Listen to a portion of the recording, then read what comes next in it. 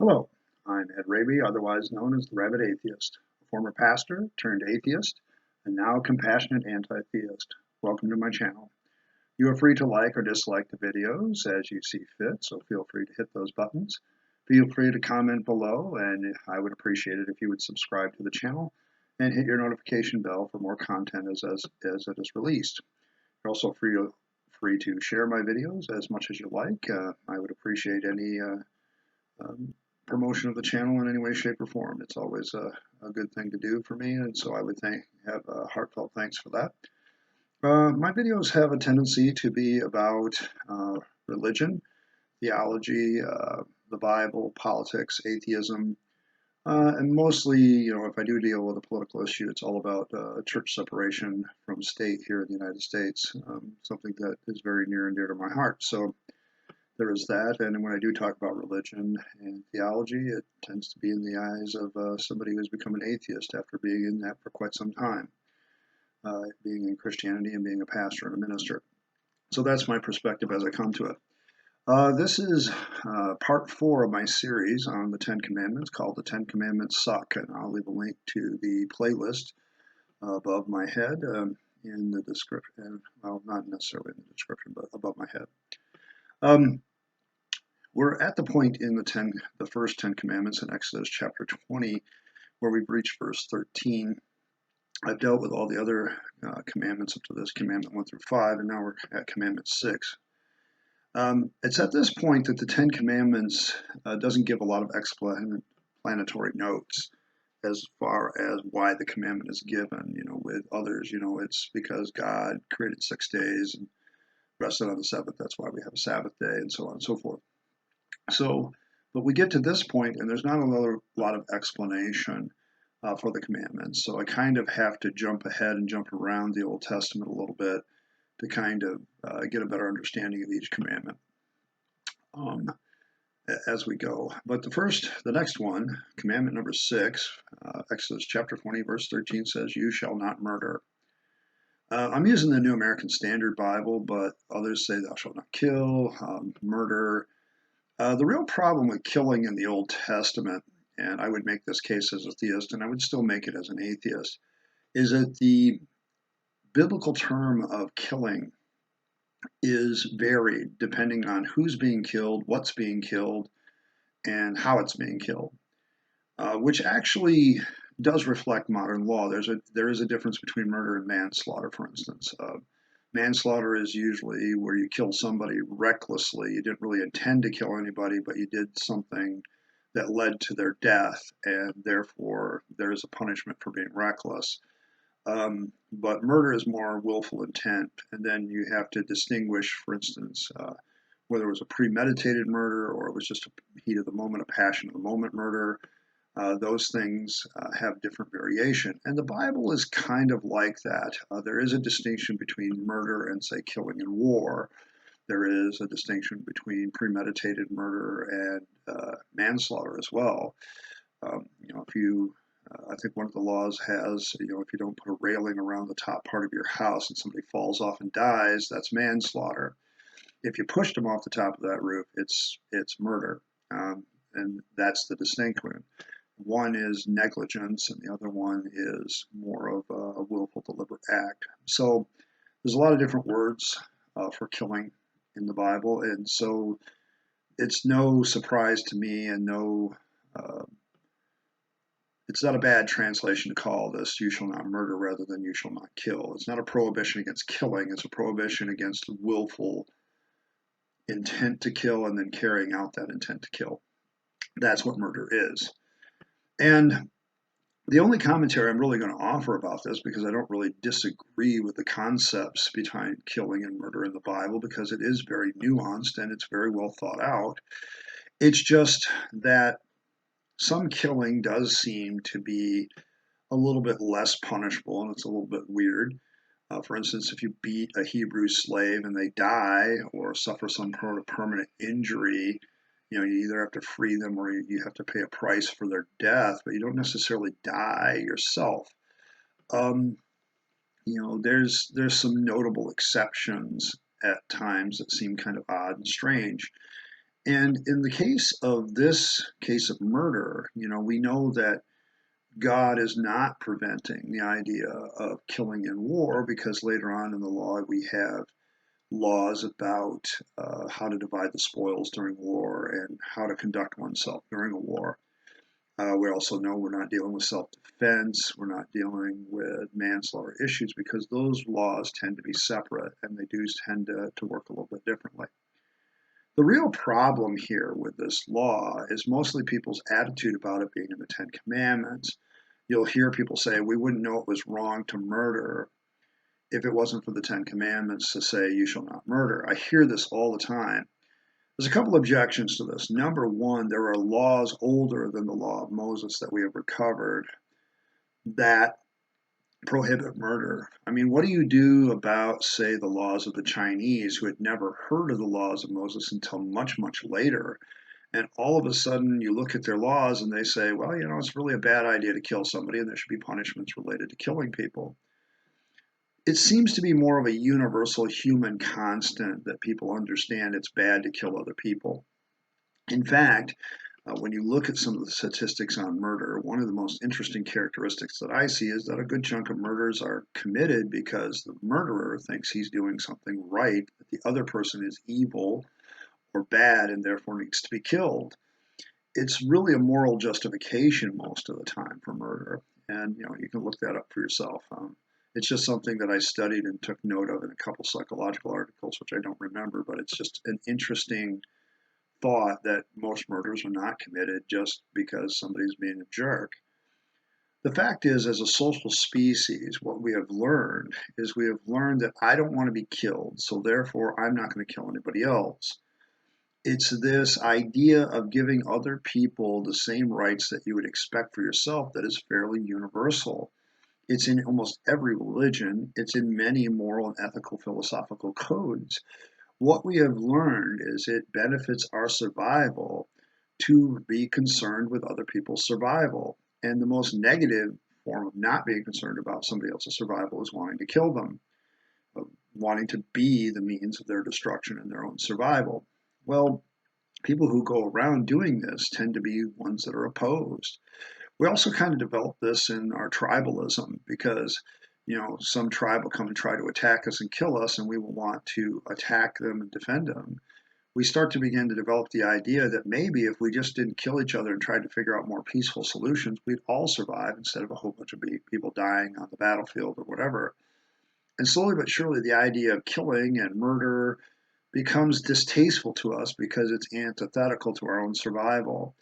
This is fairly universal. Sorry, when the children of Israel showed up at Mount Sinai, it wasn't a big revelation to them that they shouldn't murder people. If anything, this demonstrates how the Ten Commandments really are borrowing from humanity rather than the other way around.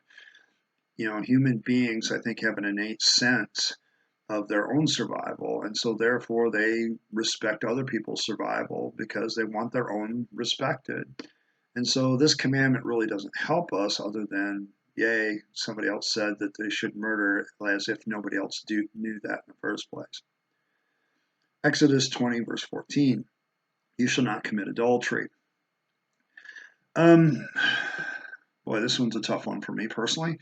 But when I look at this commandment, it's kind of funny because I was preaching on the Ten Commandments. And my last sermon was on this verse. And I was at the time engaged in an affair. So there's a personal confession for you. And it kind of broke things down. At that point, my level of hypocrisy got to a point where I just couldn't take it anymore, and I bailed. Which is one of the dangers of deconversion, and maybe I'll talk about that in another video this week. But and I'll leave a link above if I do so, and you'll hear that. But when I look at this commandment in particular, I look at the consequences for it. Now, the first thing I have to note about the law when it comes to adultery is it's very much focused on the protection of women as property of the man. Adultery is more about protection of a man's fertility rights, basically, over the women that he calls his wives or his concubines or his slaves. When somebody else messes with another man's herd, so to speak, that's adultery. When a woman leaves her herd and goes messes with another man, that's adultery. If a man, however, goes out and has sex, say, with an unmarried female and then pays, that's not adultery, even though he's married. Um, he simply has to face the consequences, if he gets caught, of the woman, maybe having to be his third or fourth wife or whatever, because he'll have to pay the father of the bride or whoever controls her ownership a price for this.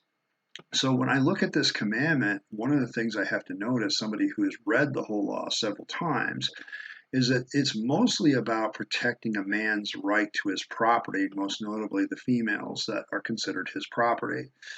It is a very misogynistic law in that vein, and it doesn't take into account personal responsibility on both sides, and it certainly doesn't consider the fact that a woman might own her own sexuality. It just doesn't exist in the Bible. A woman's sexuality is either owned by her father or her husband or her relative that's the next of kin that's closest to that ownership. And you have to understand that that's really what this is about. The other problem with this commandment is the punishment for it, which is death. Um, Based on personal experience, I would say that adultery has its own consequences, which are quite frankly quite devastating. And probably no other consequences are needed. But once again, this is a question of eye for eye, tooth for tooth. What a man does or a woman does when she commits adultery is she or he is basically having a sexual relationship outside of wedlock. How does this merit death? The only thing this really harms is the idea of exclusive reproductive rights with the female, and it hurts people's feelings. I don't see how this is eye for eye, tooth for tooth either. It seems to be a real weird law anyway. And a final criticism, I guess, of the commandment, "You shall not commit adultery," is really this is something that we need to talk about. This is something that needed to be in the top 10. It seems to me that a prohibition against slavery here might have been good, or a prohibition against rape and making that very strong would be good. Um, but no, it's all about committing adultery. It's all about whether or not you had a fling on the side. And to me, while I'm not minimizing that, it's not as devastating as, say, murder or taking somebody's property or something to that effect, unless you're putting it up there with taking a man's property, which is exactly what the command is doing. This commandment I criticize mostly because I think it's overboard in its punishment, and it seems kind of weird that it is here, and it doesn't really seem to fit something that's important enough to merit a top 10, in my opinion. Adultery is something that people do. You can say that there's no good uh, excuse for it. I would say, though, that some psychologists are now saying that in certain situations, adultery might be inevitable. When people aren't feeling fulfilled by the people that claim to love them or they claim to love, they begin to search for some other form of fulfillment, and sometimes that form of fulfillment takes the form of another human being, which they have an affair with. Sometimes it's drugs and alcohol. Sometimes it's being a workaholic. But basically, when you don't feel fulfilled in your relationship, you're going to head down that path, and it seems to be a very natural human phenomenon, something that I can speak to from personal experience. That's exactly what it was. I didn't feel fulfilled in my marriage, and so something else came along, and I took it. So it's kind of that's most of what adultery is about. This doesn't merit, in my opinion, a command where somebody ends up dead for it. And there are consequences to this action that are both social and otherwise that you still have to watch for. The fact is, people, some people will never trust me again because of it. Is one of those consequences. Um, Moving on. You shall not steal. Um, don't have a problem with this commandment, to be honest. It's just really nobody knew that it was bad to take other people's stuff before this. Nobody knew that it's bad to steal other people's things. This is so universal in almost every code of law. It's ridiculous how often this appears. It is probably the essence of, don't do to somebody else what you don't want done to you. If you don't want people taking your stuff, then don't take theirs. The real, issue here once again is really the people of Israel didn't know this until they went to Mount Sinai and God wrote it with his finger on a tablet. I just don't see it. I think this is one of those things that if you're going to show that this is an almighty, omnipotent, all wise God, thou shalt not steal is not one of the high commandments that I would give. There's definitely some other ones that uh, would merit more consideration, in my opinion. Um, Verse 16 of Exodus 20, you shall not bear false witness against your neighbor. Um, I'm going to echo with Christopher Hitchens on this one. This seems to be a little bit unique and ancient idea. Whether it shows a divine revelation is another matter. It may simply be that the people that wrote the Bible said, one of the things that really bogs down justice sometimes is the fact that people lie under oath or lie before the magistrate. We're going to get rid of it. Now, this might also have the tinge of we're going to make people fear the authority of God so that they will fear the authority of the justice of man.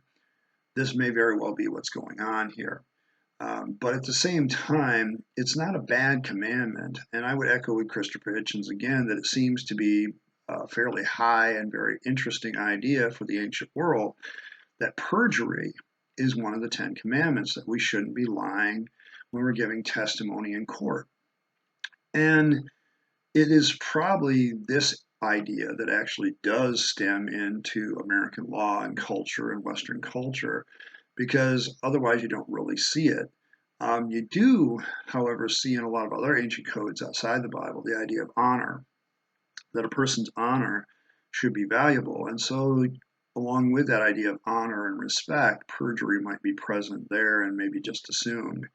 The fact that you have to write this down as one of the 10 Commandments, in particular the ninth of the first list of 10 Commandments, I think is a very interesting thing that happens. I'm not really sure why this would be included, but it's not a bad commandment. So up until now, I mean, yeah, you know, the 4 commandments I just did, from thou shalt not murder, thou shalt not commit adultery, thou shalt not steal, thou shalt not bear false witness, they all seem to have good ideas, but I would say some of them don't deserve a top 10. And even this one, you shall not bear false witness against your neighbor, it might be a good commentary on thou shalt always be honest, or thou shalt always be honorable, making the command a little bit more positive and saying part of honor is when a person goes to court, they don't lie under oath, because that would be a dishonorable act.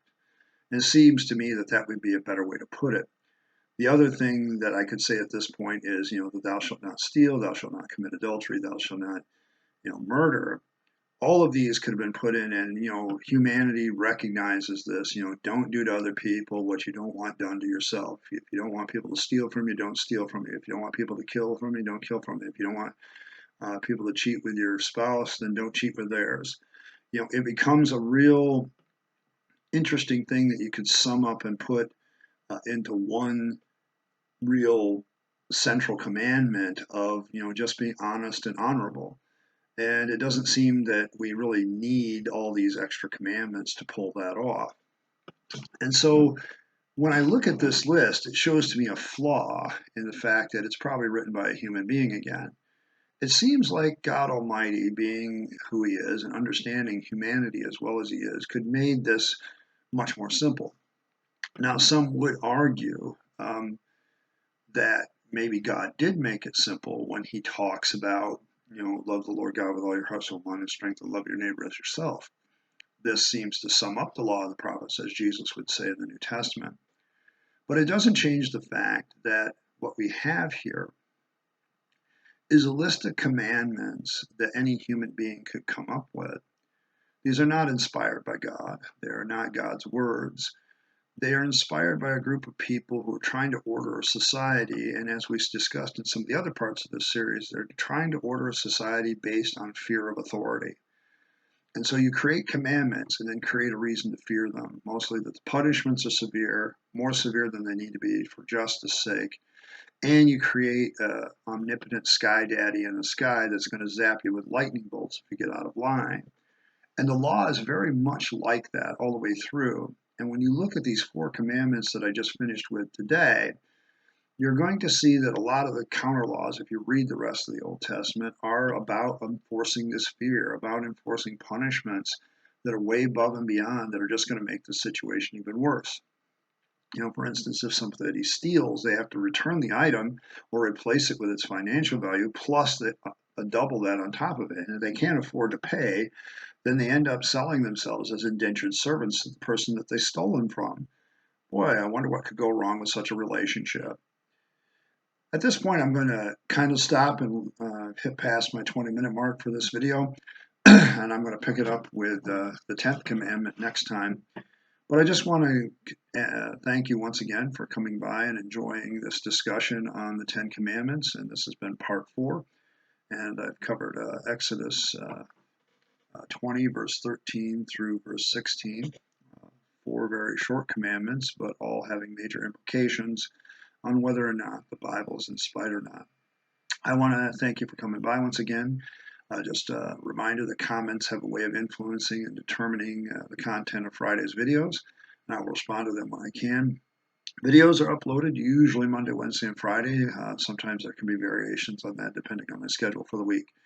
One thing I won't tolerate is name calling in the comments. You're welcome to demonstrate a person's idea is stupid, but you're not welcome to call them stupid for having the idea. Those are 2 very different things. Be respectful. Be sure to like, subscribe, and get your notification bell hit so that you can get the new videos whenever they drop on the channel. And hopefully I can someday convince you to be a rabid atheist like myself. In the meantime, have a great day and goodbye.